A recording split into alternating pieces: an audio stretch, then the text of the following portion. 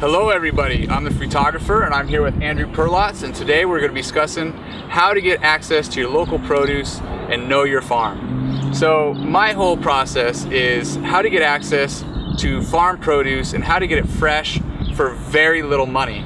And sometimes that's not possible because we live within city limits, such as Austin, which is behind us. So Andrew, would you please tell us how you go about getting access to fresh produce at a reasonable cost? So there's definitely, if you can get access to a farm, they're often giving away fruit for cheap. So if you do live near one, that's often an awesome way to go about it. But if you're like me and you're in Austin and the nearest farm that would be producing food in enough quantity to actually have like extra food that they're going to discount is just like way out of your way, then there's some better ways to go about it. So the first most obvious answer is if you go to the grocery store, basically you're paying a middleman to unpack your fruit and put it on a shelf for you, so then you can put it into your cart. But if you're a raw foodist and you're eating a lot of food, that's kind of a ripoff because you can unpack your own fruit out of a box. So the guys that supply the grocery stores are called wholesalers, and you could find one in your city or wherever you are by putting in your closest major city and the word wholesale fruit or wholesale produce into Google and doing a search, and you'll probably find at least one wholesaler, and they will often shave 30% off the grocery store prices. It's pretty significant savings. That's how I buy a lot of my food. And depending on the wholesaler, you definitely want to call ahead and say, do you have a cash and carry dock that's open to the public? Because if they don't, sometimes they are only selling to businesses. But if you are if you can just call ahead and ask them, they'll usually say yeah. And often they'll even have like an overripe section. So they might have overripe bananas or overripe cantaloupes or whatever, and that's marked down for practically nothing. They've got like 60% off the price. So you can really save a lot of money that way. Now, a lot of people talk about farmers markets, and I like the idea, farmers bringing their stuff into the city, but in terms of actually having that as a viable way to eat enough produce, I would say that they tend to charge a lot of money. The quality might be awesome. So one way you can do it is ask them, hey, if you're done at the end of the day, would you be willing to sell me whatever's left over at a cheaper price? Because they're going to throw it out. I mean, they usually come into the city for a day or two of markets, and then whatever they don't sell, it's gone. They're going to throw it out or bury it. In fact, usually that's how I get a tremendous amount of my produce, is because it just goes to pig food because they can't use it anymore. Mm-hmm. They're willing to sacrifice a small amount of produce to be able to sell it at a higher price, because now they're not selling it at cost, they're selling it at retail. So they're sacrificing a small amount of produce, which they will give you at a very low price, and that's an outstanding idea. And I think that's a great way to save a tremendous amount of money. So basically, we're talking about picking up that extra food at two different points in the chain. He's getting it once they've already brought it back to their farm and they're about to throw it out to the pigs. I'm saying, like, if you live in a city, you don't want to go all the way out to the farm. It'll waste your time. Catch them before they go home to their farm and ask them, hey, can I have your produce? I did this a couple times back in Connecticut.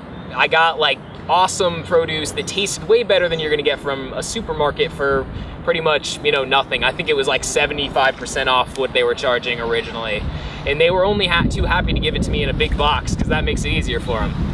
Outstanding. I think the other thing you hit on too was the wholesalers. Some of them are only selling to businesses and not personal or private. And so what I've done, as well as in the Seattle area where I'm from, is the majority of the organic wholesalers only sell to businesses. So they will usually have a list of who they sell to, and you can contact those individuals and see if you can order up in bulk from them. And a lot of times you can get it for barely above cost at that as well. Mm-hmm. And I tend to do that quite a bit and save a tremendous amount of money through that avenue also. And so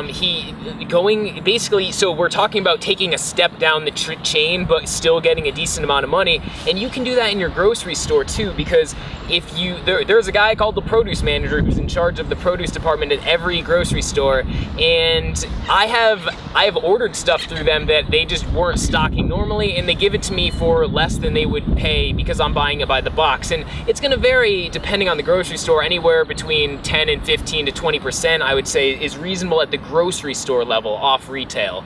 So for instance, I really enjoy apple bananas, and when I used to live in Connecticut, I used to know this grocery store produce manager, and be like, hey, you know, just every week automatically order me a box of apple bananas, and they were so delicious, and they made my life so much better. I loved getting those bananas. No one else had them. And so if you get to know your produce guy, he'll probably give you some deals. He'll probably, easily enough, he just checks a mark off on his little sheet, and he gets an extra box of produce, and he just passes it on to you. So it's not that much more work for him in most cases.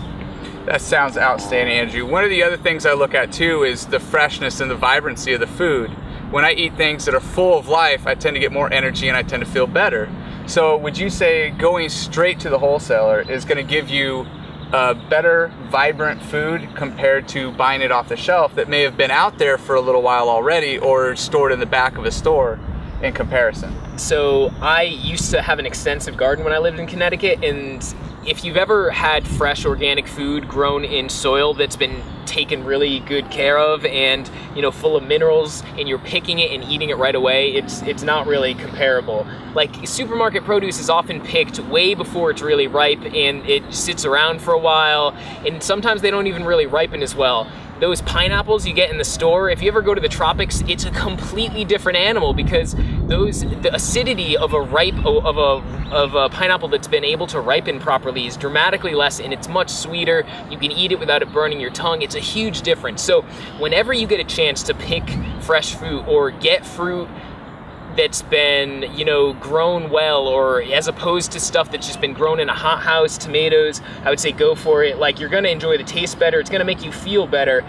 I don't want to say that you need to do this, because I'd rather have people eating a raw diet with slightly less than ideal food. But in the world of ideals, if you have access to this stuff, if you can manage it, then yeah, it's better. But otherwise, don't view it like a raw diet is unrealistic because you can't get access, because clearly it's better than not getting access to anything.